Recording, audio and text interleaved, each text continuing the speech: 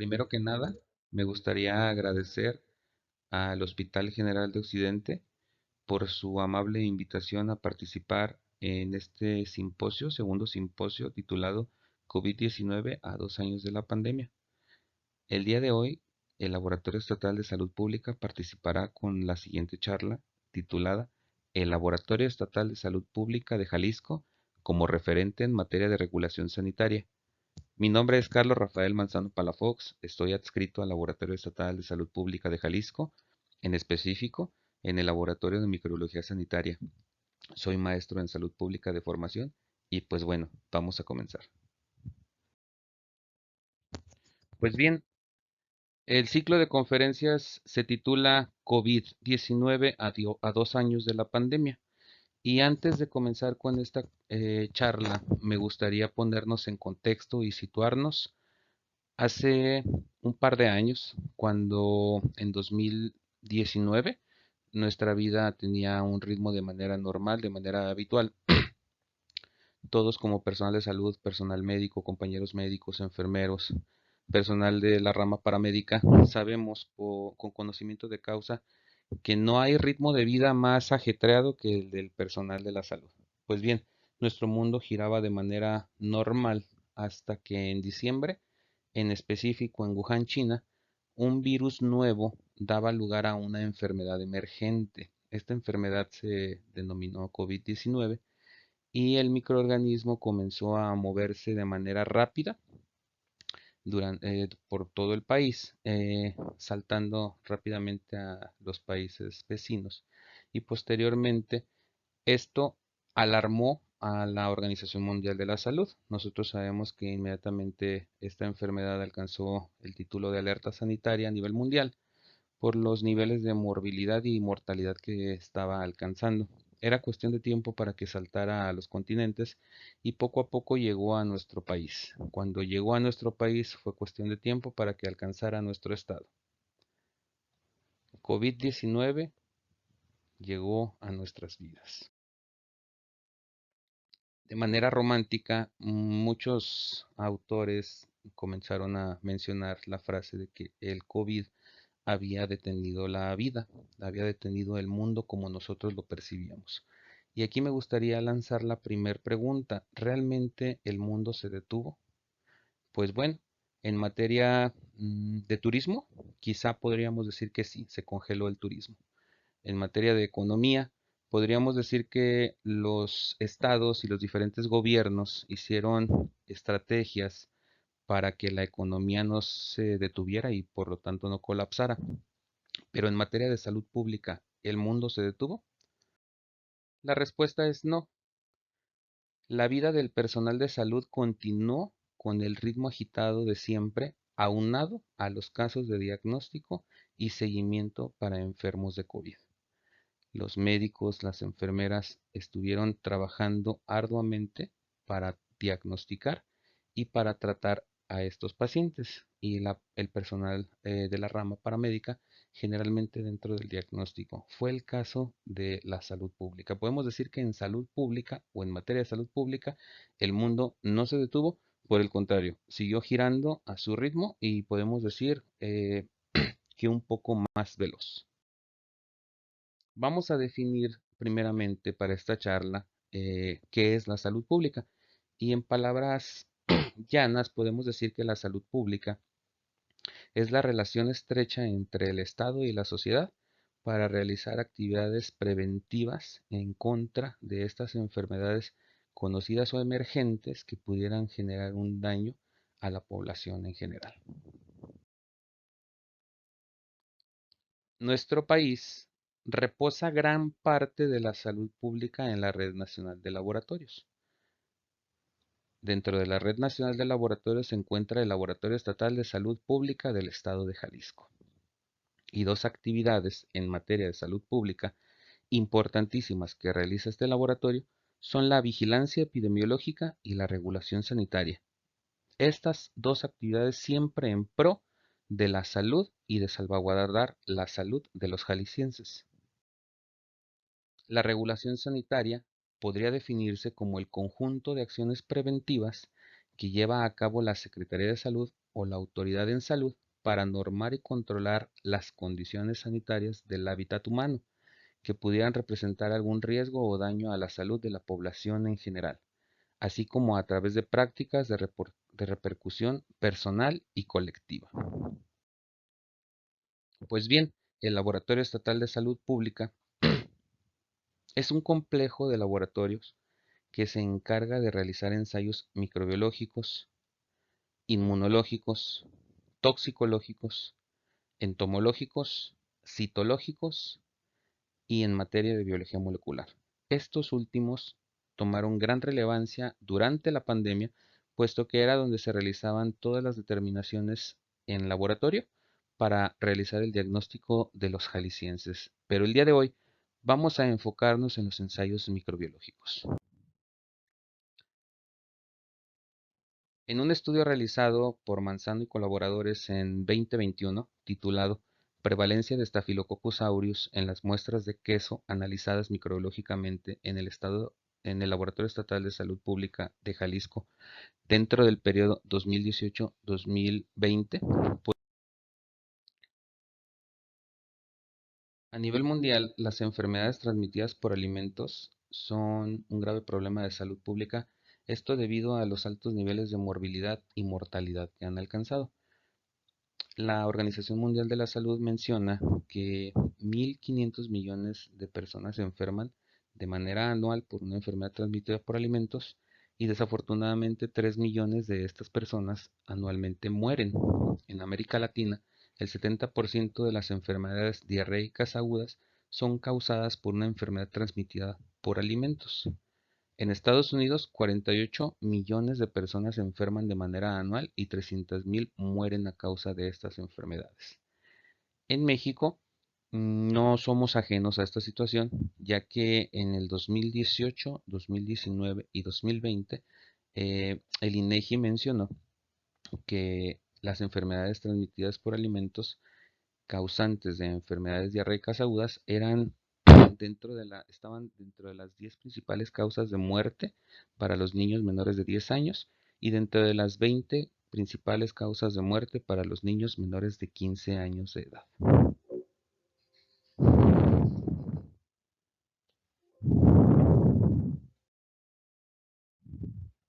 Dicho lo anterior, podemos situar a las enfermedades transmitidas por alimentos como una causa grave y de interés para la salud pública, mencionado por la OMS, por la OPS y pues por todas las autoridades en salud de nuestro país. Pero cuando nosotros hablamos de una enfermedad transmitida por alimentos, indudablemente tenemos que hablar de la inocuidad de los alimentos. Cuando los alimentos deberían de tornarse esta inocuidad como una calidad intrínseca cuando los compramos para consumo, nos damos cuenta que estas cifras tan alarmantes nos dicen la realidad.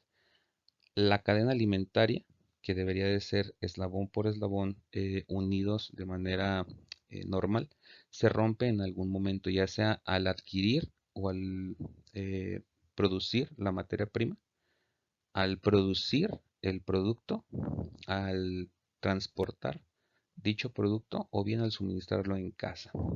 Los alimentos pueden contaminarse por varias vías, de manera física, de manera química o bien de manera biológica. El presente estudio se enfoca en la contaminación de alimentos derivados lácteos como lo es el queso, en específico por la bacteria Staphylococcus aureus. Algunos estudios en materia de inocuidad de los alimentos realizados a nivel mundial en países como México, Irán, Turquía, Colombia, mencionan esta prevalencia del microorganismo en cuestión en los productos derivados lácteos como lo son el tipo queso. Estas prevalencias nos dejan en manifiesto que el microorganismo está presente en todas las partes del mundo. Más adelante veremos por qué, pero algo que nos llama la atención es los porcentajes que suben y bajan entre estudio y entre país. Como planteamiento del problema para realizar esta investigación, nos dimos cuenta que el 50% de la población a nivel mundial es portadora de Staphylococcus aureus. Esto es de dos maneras, ya sea de manera sintomática, que son los pacientes que nos presentan algún signo o síntoma, o bien de manera asintomática, palabra que ha causado bastante importancia, ha tomado bastante importancia en los últimos años, puesto que estos pacientes son portadores del microorganismo, no tienen ningún signo o síntoma y pueden ser quienes inoculen, en este caso, los alimentos. Los preparadores de alimentos son extraordinarios vectores para llevar este microorganismo de manera fácil a las superficies de los alimentos. Asimismo, también como planteamiento del problema tenemos que México es un país productor de leche y eh, de esta producción, Jalisco es la entidad federativa que más leche aporta al país. Al momento en que nosotros como Estado somos una entidad federativa productora de leche, también somos una entidad federativa productora de derivados lácteos. Y todos conocemos zonas de Jalisco que se encargan y gran parte de su economía se basa en la producción de derivados lácteos como lo son el queso. Dicho lo anterior, podemos recordar la pregunta de investigación que surgió, que era ¿cuál es la prevalencia de Staphylococcus aureus en las muestras de queso analizadas microbiológicamente en el Laboratorio Estatal de Salud Pública de Jalisco dentro del periodo 2018-2020? Como objetivos para esta investigación fue determinar la presencia de la bacteria por medio de la búsqueda intencionada y como objetivos específicos tuvimos crear una base de datos que recopilara todos los resultados de los análisis realizados en el Laboratorio Estatal de Salud Pública en materia de microbiología sanitaria. Número 2 fue clasificar estos resultados por tipo de proceso, ya sea quesos producidos de manera industrializada, de manera artesanal o por tipo de queso, como serían los quesos frescos o los quesos maduros. Y por último, procesar estos datos haciendo asociaciones por tipo de proceso, por tipo de queso y por procedencia. Esta parte final en la que mencionamos la procedencia nos da pie a ver cómo se reparte nuestro estado.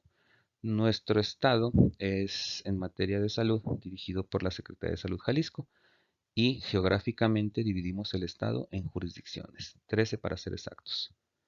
Comenzamos con la 1, Colotlán Norte, y terminamos con la 13, que es Guadalajara Centro. La población de estudio para este análisis o esta investigación fue todos los quesos del estado que fueron muestreados por medio de un muestreo aleatorio simple por parte de Coprisjal. Coprisjal con el área de regulación sanitaria, con personal altamente calificado, se dirige a cada uno de los puntos de fabricación y puntos de venta con visitas sanitarias de manera periódica. Esto en función de una programación anual que da lugar al programa de muestreo de alimentos potencialmente contaminados dentro del estado, en vías de mantener la regulación sanitaria de los productos que se procesan, que se producen, que se distribuyen y que se consumen dentro del territorio estatal. Como material y métodos podemos ver que este estudio descriptivo transversal constaba de 136 unidades muestreadas que llegaron al Laboratorio Estatal de Salud Pública de Jalisco. Dentro del laboratorio tuvimos unos criterios de inclusión que iban desde la parte del peso de la muestra, la temperatura de recolección y de traslado y la documentación oficial. De no cumplirse cualquiera de estos tres criterios de inclusión, la muestra se rechazaba y no era aceptada dentro de las instalaciones del Laboratorio Estatal de Salud Pública para proceso. Pero cuando los tres criterios se cumplían a cabalidad, la muestra era ingresada para poder ser analizada con estricto apego a la normativa oficial vigente en materia de inocuidad de los alimentos en búsqueda intencionada de Staphylococcus aureus, como lo es la norma oficial mexicana 210, la cual nos indica que tenemos que inocular las muestras y todas tratarlas como potencialmente contaminadas en medios de cultivos selectivos diferenciales como lo es el agar-Barker. De no obtener ningún tipo de desarrollo después del periodo de incubación a temperatura constante, reportaríamos como negativo. pero cuando se presentaba un desarrollo ya fuera típico o atípico de microorganismos, teníamos que partir para realizar una confirmación bioquímica que nos pudiera permitir establecer la presencia o la ausencia de Staphylococcus aureus. Estas pruebas bioquímicas son la catalasa, la coagulasa y la termonucleasa, que más adelante veremos en operacionalización de variables cómo se reparten las combinaciones que pudiéramos obtener para un resultado positivo o negativo. De no cumplir con las combinaciones internacionales, se reportaba como negativo el resultado y de cumplir se reportaba como positivo. Inmediatamente nosotros investigamos arduamente todos los resultados obtenidos en estos años, en este periodo de tiempo, para poder crear una base de datos en Excel 97-2003 para poder procesarlos con el programa de proceso de datos EPIINFO y posteriormente poder realizar las tablas para la presentación y finalmente poder presentar los datos. Como operacionalización de variables, tenemos la catalasa, la coagulasa, la termonucleasa y el resultado que pudiera ser positivo o negativo a la presencia de Staphylococcus aureus. La catalasa es una enzima que nos permite diferenciar los géneros Staphylococcus de Streptococcus, siendo positiva para todos los Staphylococcus. Por lo tanto, cuando nosotros teníamos una cepa no productora de catalasa, inmediatamente reportábamos como negativo. La combinación de catalasa positivo, pero ausencia de enzimas coagulasa y termonucleasa, nos permitían también dar un resultado negativo. El Staphylococcus por excelencia tiene que ser catalasa positivo, coagulasa positivo y termonucleasa positivo. Algunos estudios recientes afirman la asociación entre la producción de toxina estafilocóxica y la producción de coagulasa. Hay dos combinaciones más que de manera internacional nos permiten aseverar que existe la presencia de Staphylococcus aureus y sería el resultado de catalasa positivo y termonucleasa positivo. Siendo negativo el de coagulasa, podríamos estar frente a un Staphylococcus aureus no productor de coagulasa o bien catalasa y coagulasa positivos, pero con ausencia de termonucleasa también podría ser reportado como positivo. Esta es la operacionalización que nos permitió establecer cuáles muestras tenían presencia de Staphylococcus aureus en los análisis que realizamos. Como resultado, obtuvimos que de todas las muestras analizadas de queso, el 63.24% de los resultados fueron positivos a Staphylococcus aureus fuera de norma. Pudimos realizar una asociación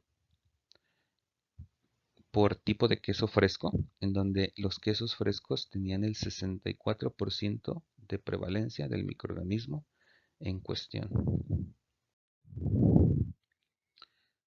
De las 136 muestras, 60% de las 136 muestras, 15 correspondían a queso tipo maduro y el 60% de esas muestras tenían presencia de Staphylococcus aureus fuera de norma. También pudimos hacer una asociación por tipo de jurisdicción, en donde tenemos en este gráfico las jurisdicciones que van desde la 1 hasta la 13, con cada uno de los porcentajes en prevalencia que corresponden a la jurisdicción. Aquí tenemos los nombres de las jurisdicciones y cada uno de sus porcentajes.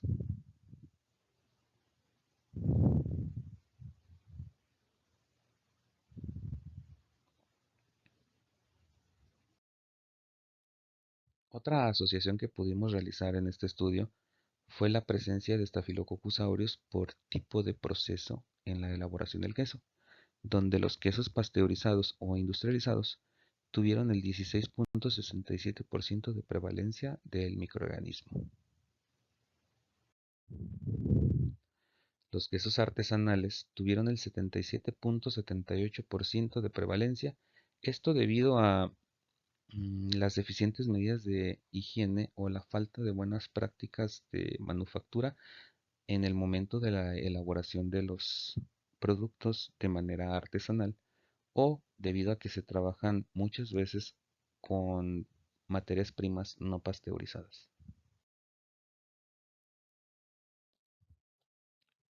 El presente estudio nos permite coincidir con todos los investigadores que realizan estudios en materia de inocuidad a nivel mundial. Al principio veíamos las diferencias en los porcentajes y actualmente podemos verlas en esta lámina. Para poder dejar más clara la parte de el por qué varían los porcentajes, vamos a ver esta diapositiva que nos va a permitir ejemplificarlo. Nosotros, en el estudio realizado en el Laboratorio Estatal de Salud Pública de Jalisco, buscamos Staphylococcus aureus presente en muestras de queso. Algunos otros autores buscan específicamente Staphylococcus aureus toxigénico. De esta manera podemos ver que el 100% de Staphylococcus aureus podría tener una fracción mínima que produciera la toxina. Asimismo, otros autores se encargan en revisar Staphylococcus aureus productores de coagulasa. En el Laboratorio Estatal de Salud Pública trabajamos con microbiología tradicional apegada a normativa y otros laboratorios se encargaron de buscar estos microorganismos, pero por técnicas moleculares como PCR o bien inmunoensayos enzimáticos. Esta es la justificación del por qué las diferencias en las prevalencias. Lo importante es que todos los autores coincidimos en la presencia del microorganismo en estas materias, en estas matrices. Como número 2, la discusión nos permite evidenciar que hay deficientes medidas de higiene en alguno de los eslabones de la cadena alimentaria, ya sea en la obtención de las materias primas, en los procesos que dan pie a la fabricación de los productos, en los transportes de los productos terminados, o bien al momento de suministrar los alimentos en casa. También podemos afirmar, después de lo antes visto, que la leche y los productos derivados lácteos son un grupo de alimentos de alto riesgo potencial a la salud pública, dejando en claro que este estudio en ningún momento pretende satanizar ni a los alimentos ni a las materias primas. Por el contrario, pretendemos crear una conciencia en todas las personas que escuchen esta difusión para que tengamos una conciencia o un criterio microbiológico que nos permita decidir el lugar adecuado para comprar nuestros productos de consumo. Asimismo, para la autoridad nos permite fortalecer la promoción y la educación en salud en la población. Esto con la finalidad de concientizar desde los más pequeños hasta los más grandes de casa.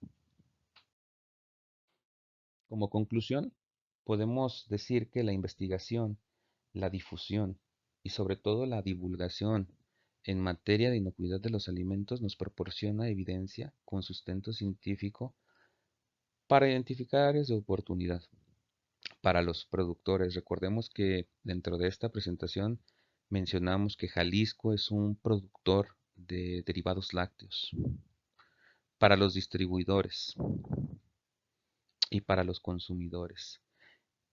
Estas áreas de oportunidad podrían ser desde el cuidado de los animales en el campo, instalación de cadenas de frío desde la obtención de la materia prima hasta el momento en el que son suministrados los alimentos en casa y sobre todo también para las personas que somos consumidoras, tener buenas prácticas en materia de microbiología que nos permita no contaminar nuestros alimentos en casa y no de esta manera no suministrar alimentos contaminados a nuestros familiares. Esto es un poco de la bibliografía utilizada para la presente exposición.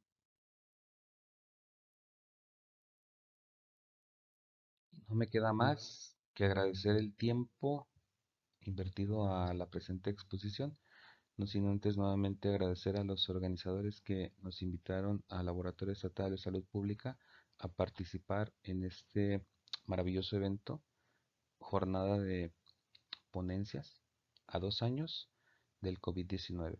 Estas diapositivas nos permiten ver el trabajo arduo que realizan las instituciones a diario, pero sobre todo el trabajo arduo que realizaron las instituciones antes de la pandemia, durante la pandemia y bueno, aún después de la pandemia. Muchísimas gracias. Hasta luego.